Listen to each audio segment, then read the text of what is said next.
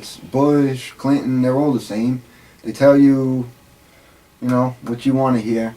But then when it comes down to making the vote or passing the law, it is not in your interest. And then even if they put it in your interest, or you think it's in your interest, like Dianne Feinstein, she's really crafty. An amendment that she introduced, described as cleverly worded nonsense, which is a good way to describe it, by Congressman Justin Amash, does not protect Americans from being subject to the provision. So she puts this thing in saying, this will protect you, believe it. So, okay, the sheep will just believe it. She's a Democrat, she's good, okay? Good, okay. So, see, it's this whole thing. The Democrats are the good guys, the Republicans are the bad guys, the rich people are the bad guys, it's against the poor. It's just, if there was no collectivism and all this fraudulent taxation and all this collectivist greed that's going on in corporations' relation with government, which is fascism, then everybody would be having a good time and living a lot larger than they have. They wouldn't be struggling month to month, week to week, day to day. Factual, sir. Factual information, if you just really pay attention to it. Anyhow, so the Feinstein Amendment to 1031, it says, nothing in this section should be construed. The word that matters is construed, because the Supreme Court are the only ones with the power to construe the law. So her amendment permits citizens to be imprisoned without evidence of trial forever if the Supreme Court does not explicitly repeal it. So if they left it in line and just put it as an amendment, it's still valid. I mean, this is how the law, the law is just so corrupt, it's ridiculous, come on! Talk about deception. The law needs somebody to protect the law. Somebody's got to regulate the law. I mean, it's unbelievable. The whole system is just evil and corrupt. I'm sounding like a real radical terrorist. I know, ladies and gentlemen. It just I can't stand it, because you could just see what's going on here. I could just see what's going on here. Hey, Howard. Yes, sir. One way we could help people also see it is just on an individual level. For example, one example is when we talk about the people in office, how often do you hear them say people in power? And how often do you call them our leaders? Do you hear them called our leaders? Yeah. Very good Okay, point. right there. Not our officials. People are mistaking authority for power and representatives as leaders. Yeah. So that's a big problem right there. You got it. It's a tremendous problem. Hit it right on the head, Truth War. And thanks again, Truth War. He is, again, another researcher and knowledger, fighter for truth, obviously. He keeps this operation running. He's the cog in the wheel that must turn. Yeah. And kudos to you, sir. Thank you again for all your help on the show, as always. And now I'll figure out I'll definitely make sure I add on to the right call. I must have missed that in the morning, in the beginning of the show. But again, so then they're doing this. They're just, they're here. They're doing this. They're, Obama's threatening to veto the bill. And he's vetoing 1032 but not 1031, and 1032 is unrelated to imprisoning citizens without trial. So it's all like, again, shell game. It's like all the troops, the war's over. Oh, did you hear the latest? Oh, yeah. The latest, yeah. The war is over. Yeah. The troops are coming home for Christmas. How nice. I just love America. It's just such a great place. Yeah, I don't mean to make fun of anybody that's from the South, but I mean, that's just like the mentality of people. That some just idiots. You can also look at these other idiots that are out there. Like yesterday, I filmed. I had a video thing going on, a video thing for a job for a network, for a singer-songwriter network, and we were filming inside this establishment, which is called Backstage, which is a nice place on Main Street, next to the Warner Theater here in Torrington. And this girl came in, and you don't have permission, you didn't give me a waiver and all this stuff. I said, listen, I'm just doing this, making this video here, which is just it's a public place. She went really hardcore on me. And I said, okay, whatever. So I erased the video in front of her, and she says, I'll just shut up and get away from me. Power trip. Power tripping people. That's what you gotta get. You get these people that are in power, and they have attitudes, and they think that they're important, And I was gonna say, now listen, I didn't go there, but in my mind I went there. Okay, I was gonna say, okay, Paris, or I was gonna say, okay, Lindsay, or I was gonna say any one of these people. She thinks obviously that she's some important. Special. She said she was an entertainer, and I was like, and I didn't even go there. I could have said, well, I bet you are an entertainer, you know, at the local strip club. But I didn't go there, ladies and gentlemen. It's not right. All right, I'm trying to be calm here. We got about 15, 20 minutes to go in the show. So the Obama deception continues.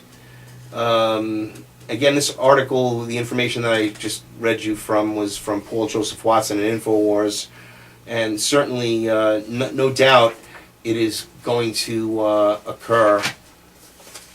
Now, we also have some more news. And when that happens, Obama will pass the law. Mm-hmm. And when he does, nothing's going to happen right away. It's not like he's going to pass the law and the next day they're going to be coming to me and Howard's and Patriots' houses. Right. That's not how they do things. It'll pass, and then nothing will happen for a little while, and then one day it'll just come out, and then they'll make their move. Yeah, that is what they And do. then they'll have their 72 hours to get them up and running, and they'll start filling them with political activists, really.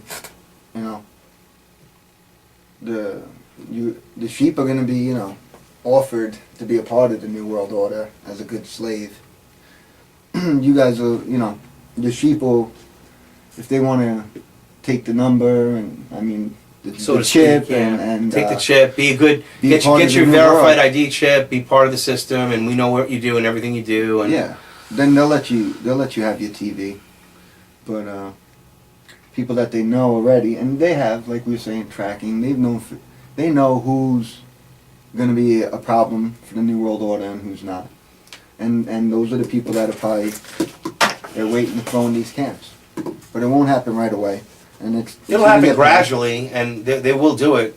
It'll be a precedent. They'll just grab somebody, and that'll be it. And it'll just be after that. It'll just all hell will break loose. Mm-hmm. They'll grab somebody and call him a terrorist, and the media will demonize him and everything, like work it out, like, you know. Mm-hmm. Yeah, they'll base it on fear, get everyone scared. You know, we got to do this. We got to throw these American citizen terrorists out of here. Yeah. You know, he's talking about the Constitution. We got to lock them up. Yeah. And They're that- threatening to blow up a federal building. You know, it's like Clinton needed to get elected. He needed that terrorist attack. Boy, it helped him a lot, didn't it? Oklahoma City really helped him a lot. Yeah, he admitted that was the reason why he got reelected. Absolutely, yeah. His own words. Yeah. Timothy McVeigh, MK Ultra victim. Okay, moving along. A 5-year-old was cuffed and charged with battery on a police officer.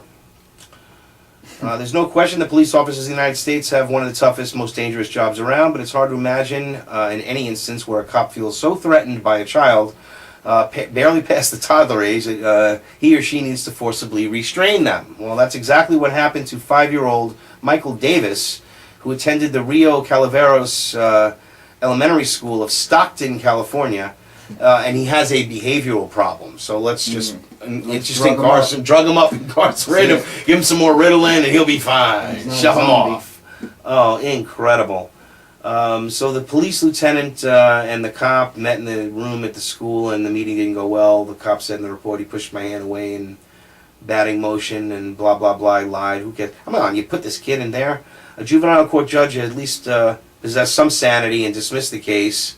But the lesson is, what lesson has this conveyed to the young, impressionable, mentally needy child? It's easier for society to punish him for his problems than to help him cope and become a productive member of society.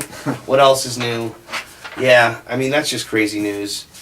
13-year-old handcuffed and arrested for burping in class. I mean, you can't make this up. This is just, again, odd news. Maybe we'll call this the odd news section. 13-year-old, yeah. This is from, that previous report was from J.D. Hayes of Natural News. Yeah, got to keep the sources out there. That's a good one. Yeah, very good source. Excellent stuff. All this stuff. The health range is great. Jessica Satherley from the Daily Mail wrote this article about a 13-year-old handcuffed and arrested for burping in class. 13-year-old was handcuffed and hauled off to juvenile detention for burping in class, according to a civil rights lawsuit filed against an Albuquerque police school principal, a teacher, and a police officer. Suit was filed the same day in New Mexico was also sued by the family of a 7-year-old autistic boy who was handcuffed to a chair. Very nice. The unnamed 7th grader was arrested last May at Cleveland Middle School after he burped audibly in his PE class, according to the So gym class? Yeah, he burped in He class. burped in gym class. He burped, yeah. It's terrible. Criminalization of the burping of a 13-year-old serves no governmental purpose, the lawsuit says. Burping is not a serious disruption or a threat. That's hilarious. Wow. Oh, man. Hey, listen, today is going to be a famous day. Do you know what happened today 220 years ago? Oh, I'm going to give you a history question. Here's a history test, Mr. Bdatruth. I did hear something actually. Uh-huh. I'm trying to remember. Today is an important day, and it's historic, actually. It might be, actually, a day reminded in history. It was the Bill of Rights. Yes. It's 220 years old, and they passed this law on the date yesterday. Yeah, that's right. That's what I heard Of it the on. 220th InfoWars yesterday. Anniversary of. Can you believe that? They love Yesterday. numerology. Yeah, the numerology is ridiculous.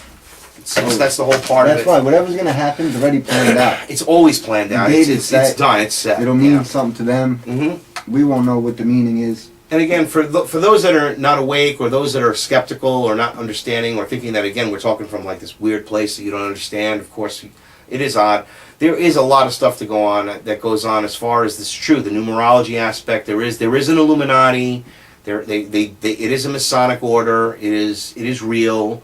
They collectivize and they bring people up through their ranks, just like they've been doing for a very, very long, for generations, hundreds of years actually. It existed long before Adam Weishaupt founded it through the help of the Rothschild family in Bavaria in 1776. Long before that. Mm-hmm. It was under different names, under different societies. Amschel Rothschild was the one that funded basically the start of it, and was when it fully flourished, there were 2,000 members. Then it was ruled illegal, and of course was not actually disbanded. Yeah, and to add a little something about secret societies, right away when you see secret society, people automatically assume that it's a bad thing. When you look back, a lot of it was probably scientists and people who didn't want to go along with the church and whoever the power was at the time. Right, they're not exactly nefarious, exactly. No, it wasn't always this Illuminati satanic club like it is really now. Mm-hmm. But they were. No, they literally were Satanists. I mean, no joke. I mean, literally, they're Luciferian. Yeah, the people running everything now. Oh, yeah. But I mean, a lot of probably great people back in the day, or Galileo, or these people that were like, wait a sec, science says this. Science will put me in jail unless I keep my mouth quiet. So the secret society was a good thing back then. Yes, no, I agree. Going back to the Galileo and stuff like that, the time of Enlightenment, there was certain necessary. things. But now, there were certain things when we're supposed to have laws and protection, you would think that you don't need a secret right now. Everybody thinks like science and everything is on the up and up, right? Right. So why is it still a secret? There's no need for it now unless it has that hidden agenda now. Now it's not a thing for holding information and a good thing. It's no longer that. Yeah. Now it's just used to control the non-members, the sheep. Yeah, it's true. Again, we're digressing a little bit, but this order exists, and that's why we're trying to explain. It's very hard to believe. I mean, I know I have friends. I to this day. I mean, they just don't get it. It is hard to believe that you could have something that's so cohesive and so functional.